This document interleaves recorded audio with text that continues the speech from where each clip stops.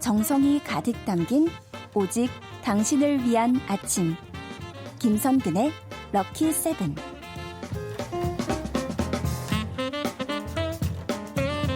하늘바다꽃님이 역사 얘기는 들어도 흥미 폭발 이렇게 사연 주셨는데 모든 역사 수업이 다 그렇다? 아니죠. 유난히 흥미가 폭발하고 재미가 넘치는 수업 반주원의 들리는 역사 한국사 강사 반주원 선생님 어서 오세요. 네, 안녕하세요. 네, 오늘 K76008397님이 추운데 오시느라 고생하셨어요, 반쌤. 오늘도 공부 시작해 볼까요? 준비 출발. 네. 하셨고요. 강미점님은 어머 선녀님이다 깜놀 반쌤 너무 이쁘고 멋져요라고 해주셨어요. 근데 어느 순간부터 제가 어쩌다가 이렇게 선녀가 된 것일까요? 태어나신 순간부터 아, 정말요? 선녀셨죠. 빠라밤. 그렇군요. 네, 언제나 저희에게 선녀님이십니다. 감사합니다. 선녀님께서 하늘에 이렇게 눈송이를 뿌려주듯이 우리에게 역사 이런. 지식을 뿌려주고 계시잖아요. 이런. 네. 예, 그럼 날개옷을 빨리 찾아가지고 후딱 올라가야겠는데요. 어머 안 돼요. 가지 마세요. 네, 그럼 둘이 막 타고 따로 올라갈 거야.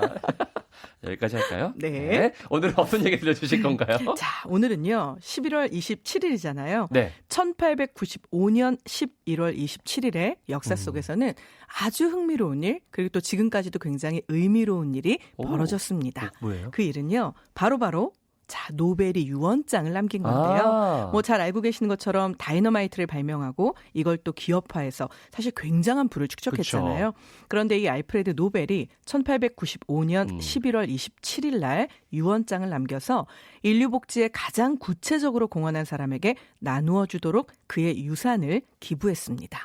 바로 이걸 기념해서요. 오늘은 노벨상에 관련된 기억부터 희읍까지 들려드릴게요. 알겠습니다. 자, 그러면 노벨상이 어떻게 시작됐는지 구체적인 얘기를 들어볼 텐데 전 알고 있습니다. 자, 가르쳐 주세요. 다 알고 있어요. 네. 네. 말씀하신 것처럼 노벨이 다이너마이트를 발명해가지고 불을 축적했는데 그 다이너마이트가 뭔가 자신이 생각한 것 다른 반인륜적인 목적으로 사용되는 것을 보고 느낀 점이 있어서 주워가는 순간에 이렇게 남긴 거죠. 그렇죠. 예. 대부분 이제 그렇다라고 이야기하죠. 아니었어요? 아니요, 맞는데요. 맞았어요? 문제는 뭐냐면 정답이다라고 말하기는 어렵다는 겁니다. 해주세요. 자, 이 부분에 대해서 확인이 된 바는 딱히 없고요. 그래요? 그러했던 것 같다. 혹은 이제 주변 사람들이 평소에 노벨이 살아있을 때 그런 식의 이야기를 했다. 이제 이런 것들 때문에 아마도 이랬을 것이다라고 얘기를 했는데요. 위인 전개에서 그렇게 읽었는데. 그렇죠. 근데 좀 더 이제 구체적으로 이런 이야기를 하는 사람도 있습니다. 근데 이 부분도 노벨의 반응이 확인이 된 것은 아닙니다. 1888년에 루드비그 노벨. 그러니까 이제 노벨은 노벨인데 다른 노벨이죠. 다른 노벨인 그 거예요? 가문에 있는 다른 사람이에요. 형제 중에 한 명인데 그 사람이 사망을 합니다. 그런데 더 유명한 노벨이 있으니까 이 사람이 이 노벨인 줄 알고 신문 기사가 부고를 쓰게 됩니다. 예. 야, 노벨이 죽었다더라. 다이너마이트를 만든 그 사람이라더라. 사실은 형제가 죽었는데 그 부고에서 신문에 뭐라고 쓰이냐면요. 죽음의 상인, 사망하다라고 표제가 쓰이고요. 사람을 더 많이, 더 빨리 죽이는 방법을 개발해서 부자가 된 인물이라는 부고가 났다고 합니다. 이걸 이제 살아있는 노벨이 보게 된 거죠. 아, 내가 죽고 나면 이렇게 쓰이는 거야? 그래서 결국 노벨은 굉장히 충격을 받았다. 그리고 노벨상을 만드는 이야기를 꺼냈다라는 설도 있는데요. 이 부분은 확인되지 않았기 때문에 다만 알프레드 노벨이 1893년에 평화운동가였던 베르타 폰 주트너에게 보낸 편지는 남아 있습니다. 네네네. 그런데 그 편지에 보면 나는 기꺼이 내 유산의 일부를 재단에 기부해서 상을 만들고 싶습니다. 이것은 유럽 평화에 공로가 큰 인물에게 수여하고 싶습니다. 이런 이야기를 하고 있거든요. 네. 아마도 우리 뿌디가 말한 그 이유일 것으로 추정이 되고요. 예. 다만 한 가지 참 이런 일도 있네 싶은 건요. 지금은 우리가 노벨상 그러면 다들 와 하잖아요. 그렇죠. 그런데 이 당시 처음 제정이 됐을 때 노벨 유언장이 공개된 직후에는 스웨덴 내부에서 이 상을 놓고 굉장히 많은 비난 여론이 일어납니다. 왜죠? 예, 자, 그 이유들은요. 예를 들면 일단 노벨의 일가 친척들이 싫어합니다. 저보다 내 유산인데. 네. 심지어 노벨에게 엄청 나이 어린 여자친구가 있거든요. 예. 노벨은 결혼을 하지 않았는데 그 여자친구조차도 나 소송할 거야.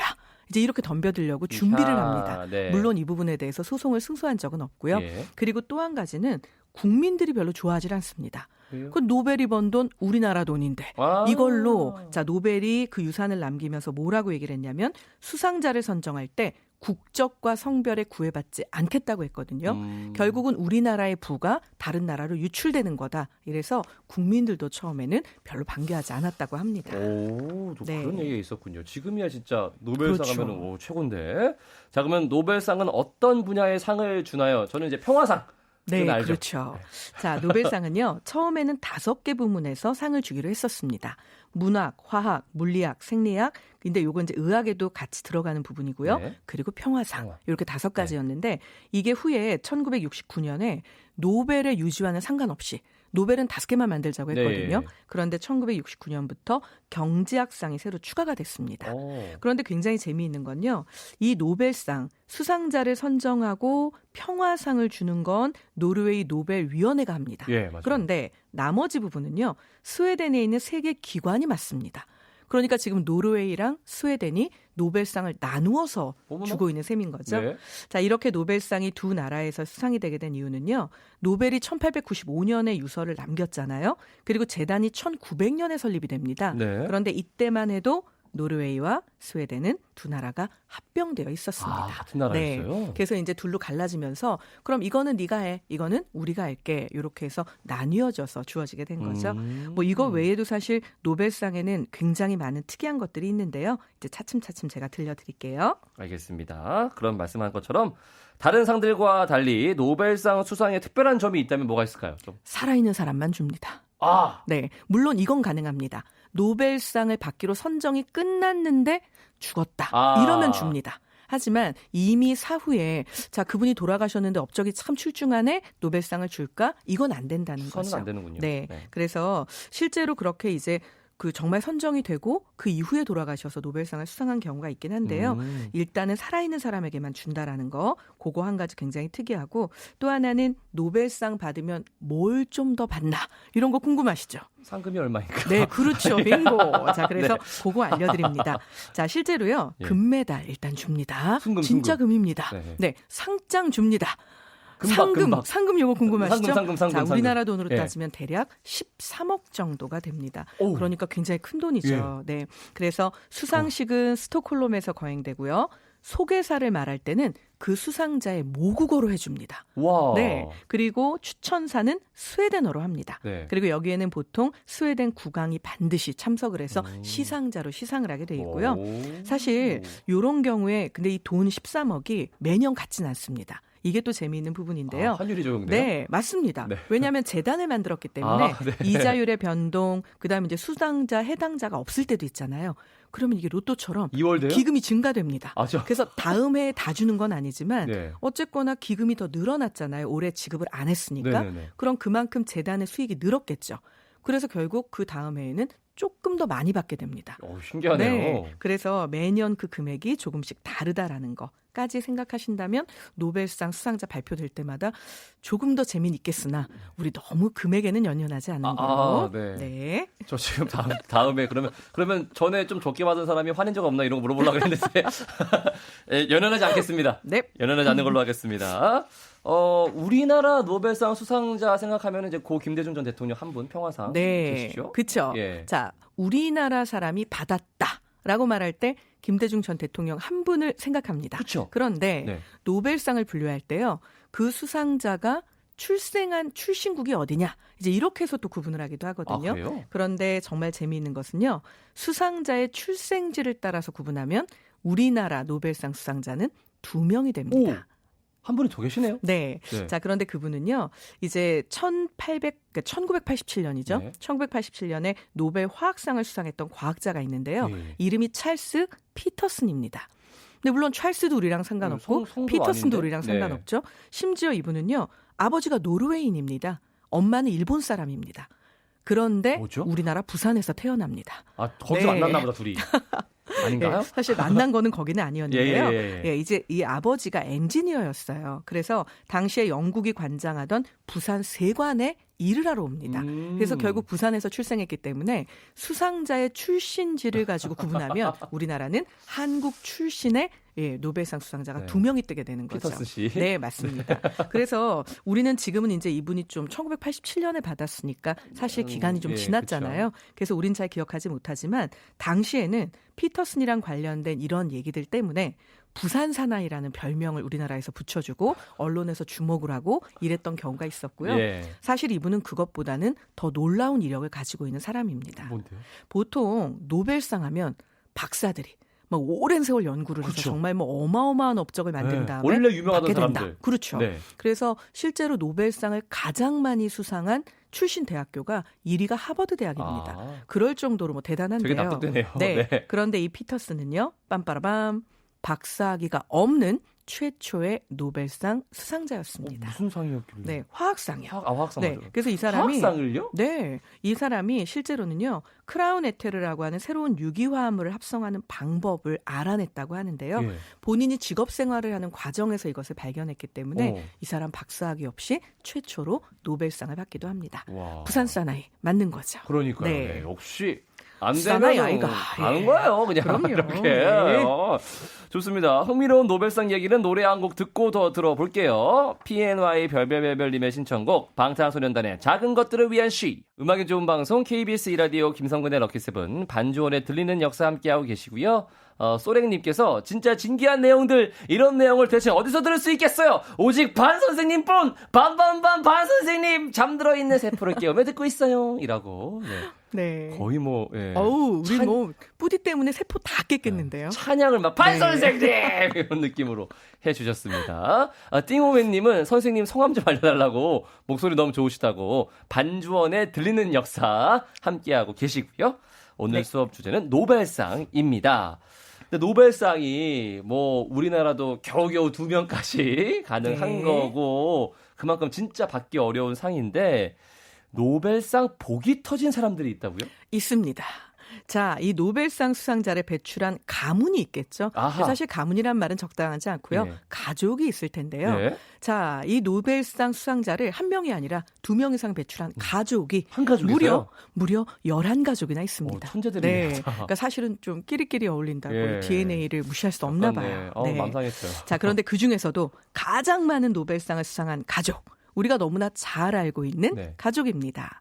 바로 마리 퀴리 부인의 가족인데요. 퀴리 네. 부인. 예. 이 집은 가족이 무려 5명이 노벨상을 수상하게 됩니다. 다 받은 거 아니에요? 그러면 거의? 그렇죠. 그 사실 뭐 퀴리 부인도 남편하고 또 함께 받잖아요. 거기에다가 장녀도 자신의 남편과 같이 받습니다. 그러니까 이런 식으로 뭐 사위, 딸 하염없이 받다 보니 식구들 중에 5명이 노벨상을 수상하는 쾌거를 이루게 됐는데요. 약간 뭐 이 네. 정도면 휴가를 노르웨이로 가면 되겠네요. 그렇죠. 그래서 뭐 그냥 다 이 집 식구들은 오늘 어디 갔다 왔어? 노벨상 받으러 갔다 왔어. 이런 분위기인 거죠. 다 받는 거 아니야? 얘도 받았던데? 네. 이런 느낌으로. 그런데 우리가 이렇게 재밌게 얘기는 하지만 사실은 어마어마한 업적인 거죠. 그렇죠. 왜냐하면 마리 퀴리는요. 최초의 여성 노벨상 음. 수상자입니다. 네. 거기에다가 최초로 2개의 노벨상을 수상한 과학자입니다. 잠깐만요. 2개 받았어요? 네, 바로 화학상과 물리학상을 받았죠. 그리고 최초로 소르본 대학의 여교수가 됩니다.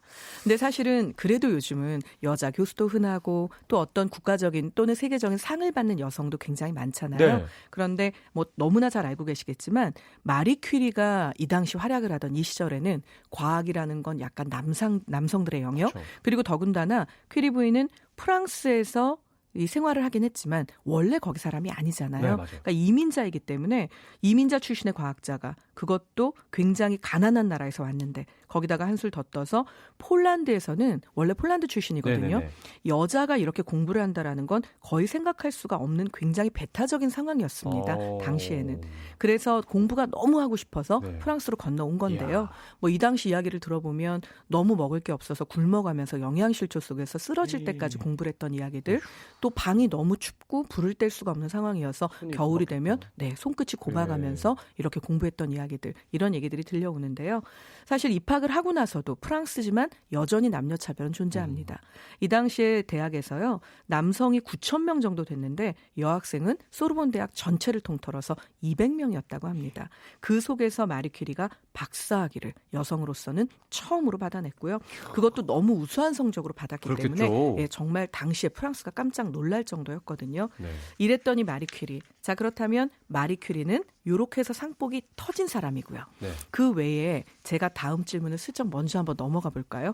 이렇게. 최연소 이렇게? 노벨상 네. 수상자가 있는데요. 제가 물어보고 싶어서 사실은 넘어왔습니다. 예. 우리 뿌디가 맞출 수 있나 볼까요? 최연소 노벨상 수상자는 과연 몇 살에 노벨상을 탔을까요? 사실 최연소라고 네. 해도 네. 노벨상이잖아요. 네. 그러니까 한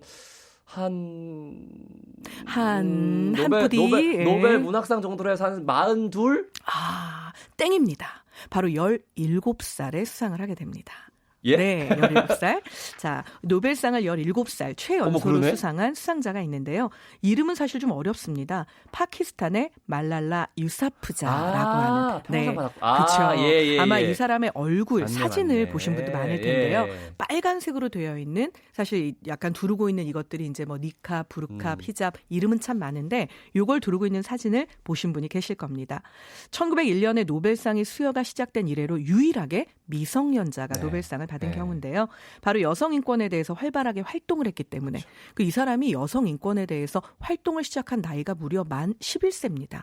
그러니까 이 사람 입장에서는 대략 7, 8년 정도 활동을 하고 난 후에 이 상을 받게 된 셈인데요. 자, 이 과정에서 아시고 계시겠지만 이슬람의 조직인 텔레반이 장악하고 있는 그 상황 속에 예. 서양에서 유입된 것은 모두 다 금지가 됩니다. 여성의 고등교육, 취업, 외출 다 금지가 되죠. 그런데 다행히도 지금 보고 있는 유사프자는요. 아버지가 좀 깨어있는 지역학교 교장이었습니다. 네. 그래서 텔레반 지하에서 억압받는 삶에 대한 이야기를 블로그로 올릴 수 있는 기회가 생겼고요. 몰래 올린 블로그가 BBC 방송을 타게 됩니다. 예. 이러면서 이제 전 세계적인 반향을 불러일으켰는데요. 어쨌거나 중요한 건 2011년에 평화상을 17살로 받았죠. 그런데 그 다음 해에 학교에서 하교하던 그녀를 탈레반이 공격하죠. 총격을 하게 되고 예. 결국 여기에서 심각한 부상을 입게 됩니다. 하지만 이에 굴하지 않고 2013년에 명연설을 남기게 되는데요. 거기 보면 이런 이야기가 있죠. 사자로 사는 하루가 노예로 사는 100년보다 낫다. 그래서 이게 전 세계인들의 심금을 울리게 됩니다. 그렇습니다. 네. 네. 그분 되게 잘 알고 있던 사람인데 그거를 또 생각 못했네요. 네. 1432님이 수요일마다 초딩 아이들 학교 데려다주면서 차에서 듣고 있어요. 귀에 쏙쏙 들어오는 이야기 때문에 우리 아이들 집중력 짱이에요. 네, 아이들에게도 이 시간만큼은 정말 엄청나게 도움이 되는 시간이니까요. 꼭 들려주시기 바라겠고요. 그러면 최연소 수상자는 말랄라 유사프자이고 네. 최고령 수상자는 누구세요? 그러면? 자, 최고령 수상자는요. 바로 2019년에 기록이 갱신됐는데요. 네. 노벨 화학상 공동 수상자인 존 굿 이너프입니다. 충분히 자, 좋다. 네. 만 97세입니다. 자, 너무 우리 이제 모두 정정하시네요, 다 우리 같이 어르신. 희망을 네. 가지고 열심히 노력해야겠고요. 그리고 무엇보다 이렇게 사실 오랫동안 사셔야만 노벨상에 대해서는 수상을 할 기회가 더 많아지는 부분도 있는데요. 그 이유가 뭐냐면 이야. 노벨 과학상의 경우는요. 네. 무려 수상자를 이 사람 줄까라고 선정을 하기 직전에 25년간의 검증 기간을 거칩니다.